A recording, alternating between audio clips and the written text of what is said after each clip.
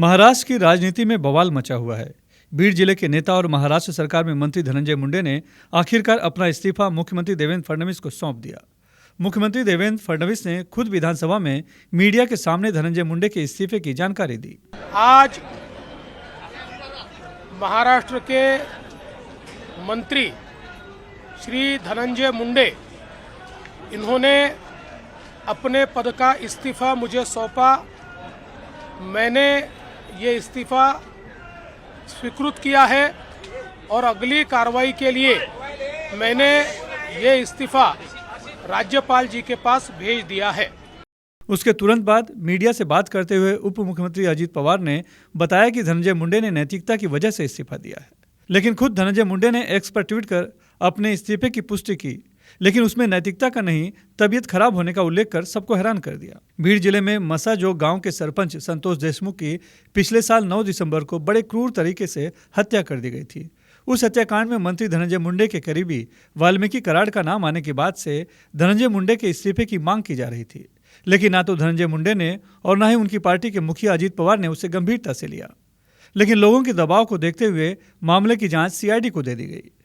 इस बीच हत्याकांड में शामिल 6 आरोपियों के साथ मास्टरमाइंड वाल्मीकि कराड़ की भी गिरफ्तारी हुई, लेकिन धनंजय मुंडे के इस्तीफे का दबाव बना रहा। बीड जिले के ही बीजेपी विधायक सुरेश धस और मराठा नेता मनोज जरांगे लगातार मुंडे और सरकार को घेरते रहे। अलग अलग जिलों में मोर्चे भी निकाले गए, लेकिन हत्याकांड पर राजनीतिक आरोप लगाते हुए धनंजय मुंडे इस्तीफा देने से बचते रहे। इस बीच सीआईडी ने अपनी जांच पूरी कर आरोप पत्र भी दाखिल कर दिया। लगा कि धनंजय मुंडे बच गए, लेकिन आरोप पत्र में संलग्न हत्याकांड के फोटो बाहर आते ही मामले ने फिर से एक बार तूल पकड़ लिया। क्रूरता की हद पार करने वाले फोटो देख न सिर्फ देशमुख के परिवार वाले बल्कि आम लोगों की आंखों में आंसू आ गए। नतीजा मुख्यमंत्री देवेंद्र फडणवीस को खुद आगे आना पड़ा। खबर है कि देर रात उन्होंने एनसीपी अजित पवार पार्टी के कोर ग्रुप के नेताओं के साथ मीटिंग लेकर धनंजय मुंडे का इस्तीफा लेने का दबाव बनाया। हालांकि इस मुद्दे पर पहले से बोलने से बचने वाली बीड की कद्दावर नेता, मंत्री और धनंजय मुंडे की चचेरी बहन पंकजा मुंडे ने भी इसे देर से दिया इस्तीफा बताया है। धनंजय मुंडे ने रेजिग्नेशन दिया है, मैं उस भी निर्णय का स्वागत करती हूँ। ये निर्णय और पहले होना चाहिए था, लेने वालों ने लेना चाहिए था, देने वाले ने देना चाहिए था, तो शायद ये प्रवास से वो बच्चा। विपक्ष ने भी इस्तीफे की देरी पर सवाल उठाया है। माननीय भुजबळ साहेब आणि माननीय डीसीएम आणि पुण्याचे पालकमंत्र्यांचं असं स्टेटमेंट आलंय की नैतिकतेवर त्यांनी राजीनामा दिलेला आहे। हे जे धनंजय मुंडेंचं ट्विट आलेलं आहे हे सगळ्यांनी बघावं आणि वाचावं। त्याच्यात नैतिकताचा न पण त्याच्यात नाहीये। त्याच्यामुळे याचं आय सीक क्लॅरिफिकेशन की नैतिकता म्हणून हा राजीनामा दिलाय का स्वतःच्या तब्येतीमुळे दिलाय। ही विसंगती त्यांच्या मोठ्या नेत्यांच्या आणि ज्या व्यक्तींनी राजीनामा दिलाय त्याच्यात आपल्याला दिसते। हा पहिला मुद्दा। इस बीच संतोष देशमुख के भाई धनंजय देशमुख ने श्रेष्ठ भारत से बात करते हुए जांच को पारदर्शक और हत्याकांड के सभी दोषियों को सजा देने की मांग की है। या केसमुळे त्यांनी राजीनामा दिलेला नाही।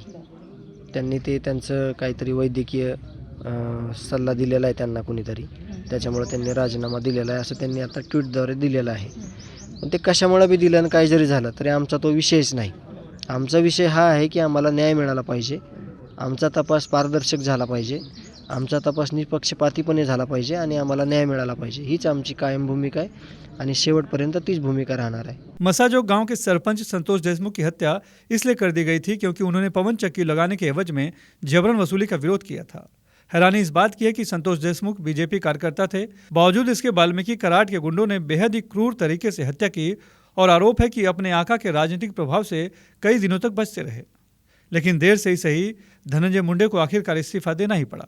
धनंजय मुंडे भले ही संतोष देशमुख हत्याकांड से दुखी हों और उन्होंने अपना इस्तीफा भी दे दिया है, लेकिन अपने इस्तीफे में तबीयत खराब होने का जिक्र कर उन्होंने खुद साफ कर दिया है कि ये इस्तीफा नैतिकता का नहीं, मजबूरी का है।